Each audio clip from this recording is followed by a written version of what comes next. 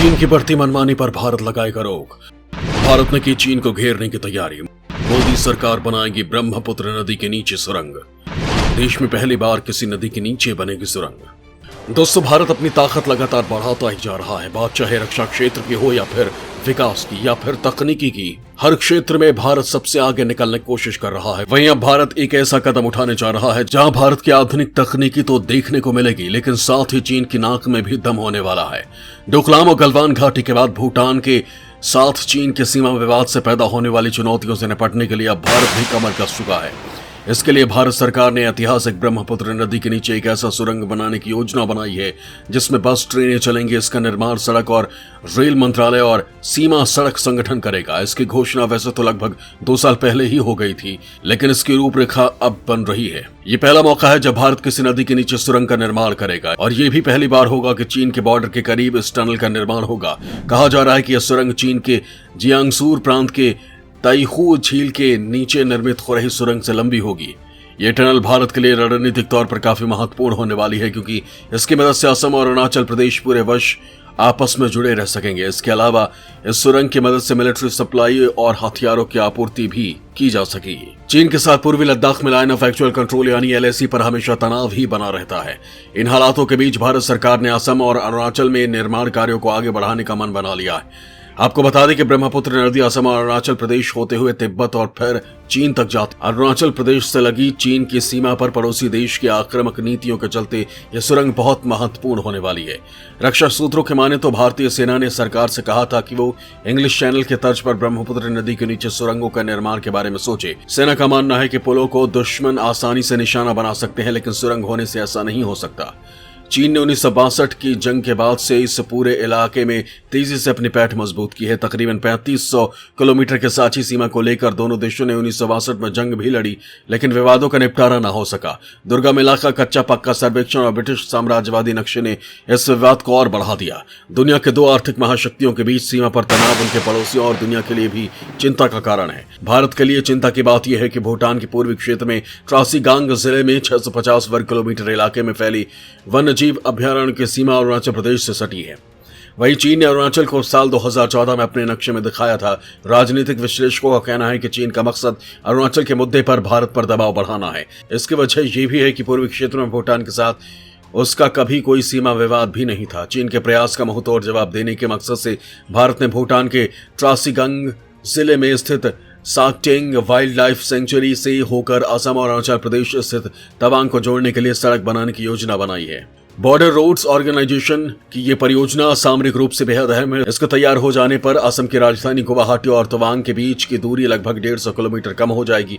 इसके जरिए भारतीय फौज आसानी से चीन से लगी सीमा तक पहुंच सकती है। फिलहाल कोई वैकल्पिक रूट नहीं होने के कारण भारतीय जवानों को असम से तवांग जाने के लिए सेला दर्रे से होकर गुजरना पड़ता है। वहीं सर्दियों के दिनों में भारी बर्फबारी की वजह से इस सड़क पर आवाजाही बेहद मुश्किल हो जाती है। अंतर्राष्ट्रीय मामलों के विशेषज्ञों का कहना है कि भारत पर दबाव बनाने के लिए ही चीन ऐसे तमाम मुद्दे उठा रहा है।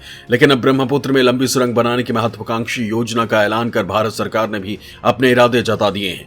भारत के सुरंग तंत्र को लगता है कि चीनी सेना के ब्रह्मपुत्र पर बने 5 मौजूदा पुलों पर हमला करने की ताकत से अरुणाचल प्रदेश और असम के हिस्से बाकी के भारत से कट सकते हैं।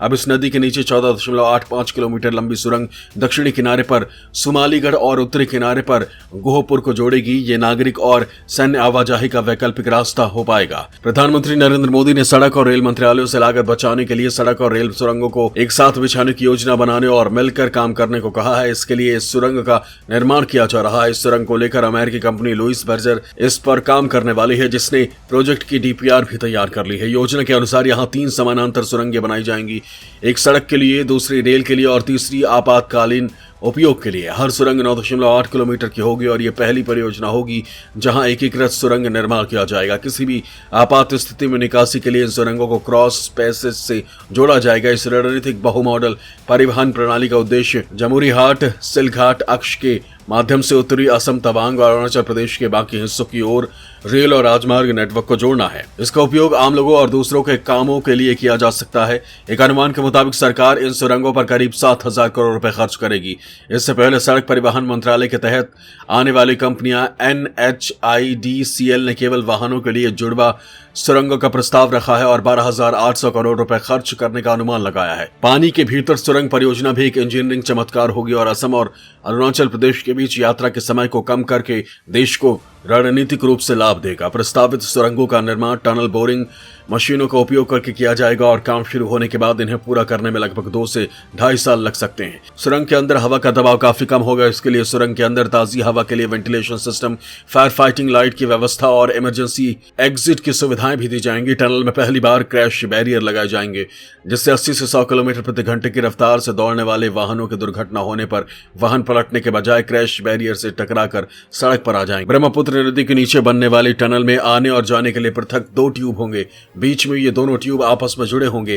टनल के भीतर पानी नहीं घुसने के कई सुरक्षा चक्र होंगे। टनल के अंदर वाहन आसानी से 80 किलोमीटर प्रति घंटे की रफ्तार से दौड़ सकेंगे। ब्रह्मपुत्र नदी के नीचे बनने वाली सुरंग को लेकर असम के मुख्यमंत्री हेमंत बिस्वान ने कहा था कि चीन के पास असम स्थित इंटरनेशनल बॉर्डर तक आने के लिए 5 सड़कें हैं, जबकि भारत के पास सिर्फ 1 सड़क है जो बेमिदला से गुजरती है। उन्होंने बताया कि सेना ने और ज्यादा सड़कों के निर्माण की योजना बनाई है ताकि अरुणाचल प्रदेश से चीन बॉर्डर को सड़क के रास्ते जोड़ा जा सके। वहीं इस सुरंग के बनने के बाद उसके जरिए सेना बिना रुके किसी भी स्थिति में हर समय मूवमेंट के लिए रेडी रह सकती है। दोस्तों, ब्रह्मपुत्र नदी की बात करें तो ब्रह्मपुत्र नदी को तिब्बत में यारलुंग सांगपो, अरुणाचल प्रदेश में सियांग नदी और असम में लुइत दिलाओ के नाम से भी जाना जाता है। ये नदी चीन, भारत और बांग्लादेश के बीच सीमा की तरह है और एक प्रकार से ट्रांस बॉर्डर के तौर पर बहती है।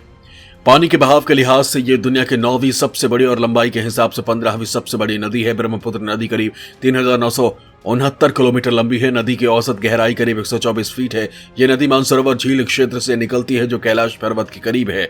दक्षिण तिब्बत से बहती हुई ये अरुणाचल आती है। असम में ये दक्षिण पश्चिम दिशा से बहती हुई जब बांग्लादेश जाती है तो वहां उसे जमुना के नाम से जानते हैं। दुनिया के शीर्ष 10 लंबी नदियों में शामिल ब्रह्मपुत्र सामरिक और रणनीतिक नजरिए से काफी अहम है। ये नदी असम और अरुणाचल प्रदेश को अलग करती है। अरुणाचल प्रदेश की लंबी सीमा तिब्बत से सटी है और वहां आए दिन तनातनी की खबरें मिलती रहती हैं। इलाके में बड़े पैमाने पर तैनात सेना के जवानों को ब्रह्मपुत्र पार कर ही सीमा पर जाना होता है। ऐसे में ब्रह्मपुत्र पर बने 5 पुलों की भूमिका काफी अहम है। लेकिन गलवान घाटी में चीन के तेवरों से सबक लेते हुए अब सरकार ने ब्रह्मपुत्र के नीचे 14.85 किलोमीटर लंबी सुरंग बनाने का फैसला लिया है।